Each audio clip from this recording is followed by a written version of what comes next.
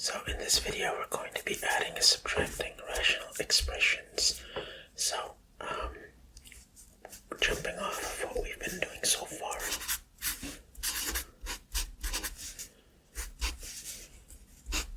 we've been simplifying, multiplying, dividing expressions. So now I'm going to take this and add in to all the, I'm going to take these three terms and turn it into one simple term, or like group and everything. You'll see what we do. So, as you can see, we can treat these like fractions.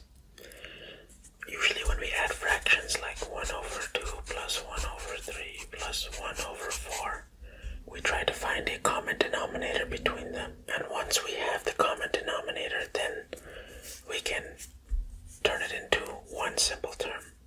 So we're going to do the same here. And we're going to start by finding a common term between these three. And so we know that we have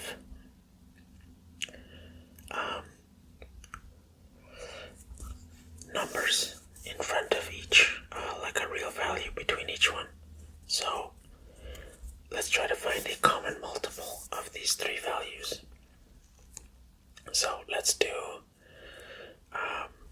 the largest possible number between these, the smallest number that all three of these multiply to. So I know that, let's see, I can't do 12. Let's try 8 plus 8 equals 16. That doesn't go into 16. But 24. So this can multiply by 3 into 24. This can multiply by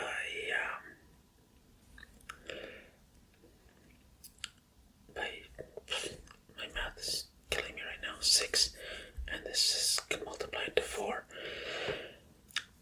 So one other thing, we have this x in the denominator.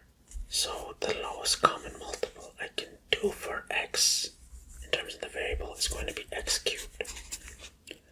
And you'll see why. So this fraction here, I can multiply by 4 over 4, which is basically multiplying it by 1. This middle one I can multiply in order to get, well, this is going to be my lowest common multiple. Let's say lowest common multiple. Now if I want this middle term to become this, the denominator to become that, I have to multiply the denominator by 6x. Because 6 times 4 is going to give 24. X times, wait, I need an x squared to give me x cubed. 6x squared. 6x squared divided by 6x squared. And then this one I can multiply by 3x. That'll give me 24x cubed. So when this multiplies by that, I should get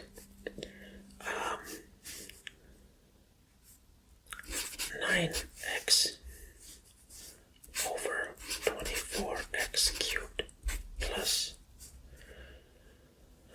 6x squared over 20x cubed minus 20 over 24x cubed. And now I can put all of them over the same denominator.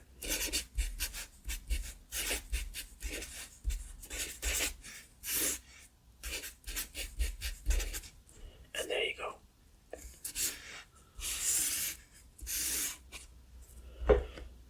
That was much more simpler than this original problem looked. Let's do another one. Something a little more challenging. Let's do 2n plus 1 times, no, sorry,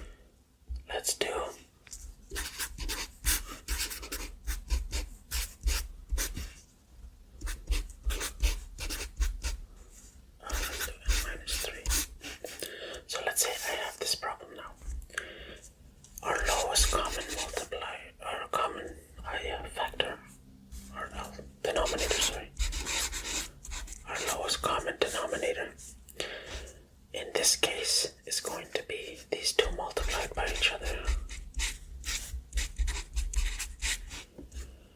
So, how do we do this?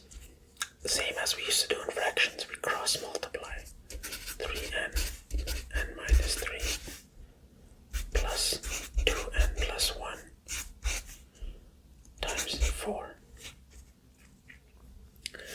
And when we multiplied this side by that, by this, our cross multiplication,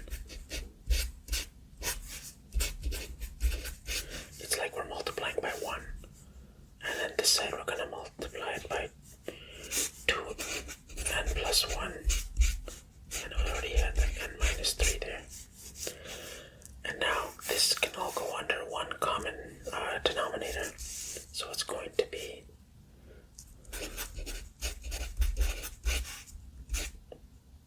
plus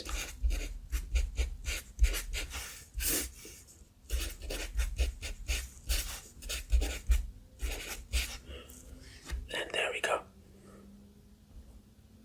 Now we can actually start simplifying this by expanding these brackets. So now we can do, we have 3 3n squared, as this multiplies in there, and that's going to multiply in there, minus 9n plus 8n plus 4. And as you can see,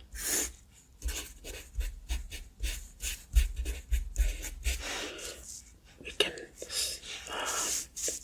group these terms and put them together.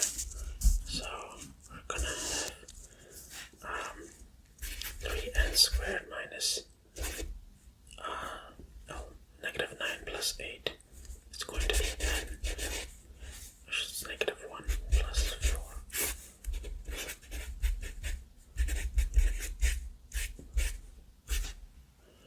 And that is my final answer. So we went from this down to this. And yeah, it seems like we're just doing algebra, expanding and simplifying. Let's do one a little bit more complex. Let's do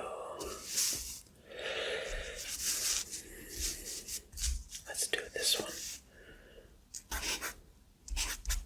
2t over t squared minus 1 minus t plus 2 over t squared plus 3t minus 4. This is going to be interesting. So, here, I could just cross multiply and simplify. But if I wanted to save myself trouble, I know that this is a difference of squares. T squared minus 1 squared. So that'll give me t minus 1, t plus 1. That's what this is. And this one, I can also factor two numbers that multiply to negative 4 and add up to positive 3. That's t plus 4, t minus 1. So I can rewrite this as 2t over t minus 1, t minus, or t plus 1, subtract t plus 2 over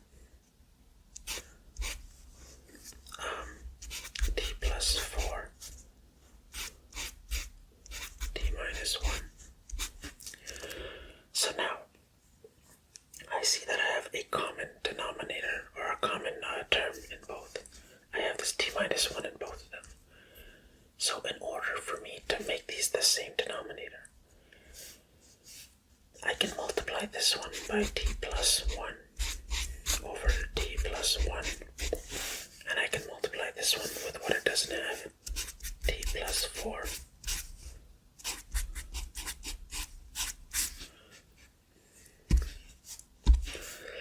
And now the denominators are going to be the same. You have a t plus 4, a t minus 1, and a t plus 1. in both. So now I can actually start simplifying this. I'll put all of it under one denominator. T plus 4 times 2t, subtract t plus 2, t plus 1,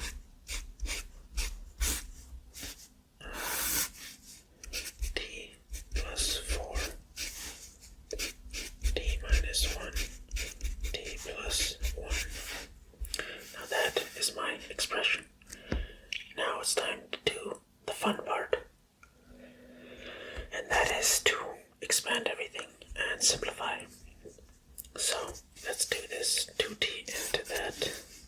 2t squared plus 8t, which is that one. Now when I open this up,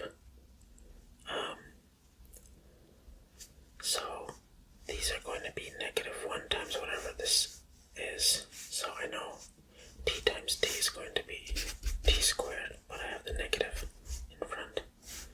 So I'm going to put t minus, minus t, and then minus 2t, because of this negative. And then I have 2 times 1, and then the multiplying by the negative. All over t plus 4, t minus 1, t plus 1. And now time to simplify. I got a t squared and a t squared. 2 minus 1, that's just t squared. And then I got 8t minus t minus 2t. So that'll give me 8 minus 1 minus 2. And then I'm just left with my 2.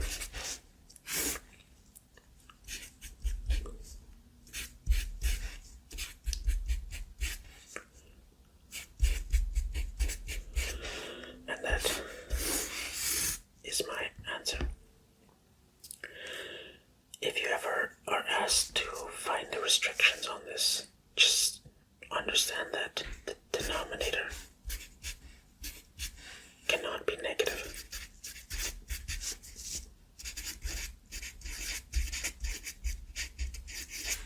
So t in this bracket, t cannot be 1, because if it is 1, this will be 0, and the whole denominator will be 0. 0 times anything is 0. And this one